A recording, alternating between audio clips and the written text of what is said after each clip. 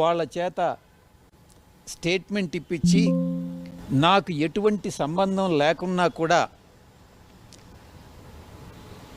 కేసీఆర్ గారు గతంలోనే చెప్పారు, most dirtiest politician in the country అంటే ఎవరంటే చంద్రబాబు నాయుడు గారు అని.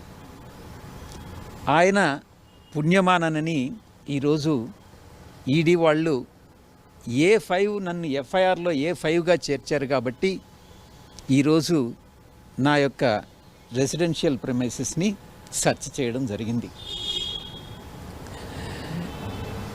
ఈ యొక్క సెర్చ్ అండ్ సీజర్లో ఏదో ఒక మ్యానుస్క్రిప్ట్ తప్ప ఏది కూడా దొరకలేదు, ఏది కూడా లేదు. ఎందుకనంటే ఈ యొక్క స్కామ్తో నాకు సంబంధం లేదు కాబట్టి, ఈ యొక్క డర్టియెస్ట్ పాలిటీషియన్ ఉద్దేశపూర్వకంగా నన్ను ఈ యొక్క కేసులో ఇంప్లికేట్ చేశాడు కాబట్టి వాళ్ళు ఏదో వచ్చారు, సెర్చ్ చేసుకున్నారు, ఏదో సిట్ వాళ్ళు రికార్డ్ చేసినటువంటి కొన్ని స్టేట్మెంట్స్ ఇక్కడ ఇంట్లో ఉండడం జరిగింది, వాటిని తీసుకెళ్ళడం జరిగింది.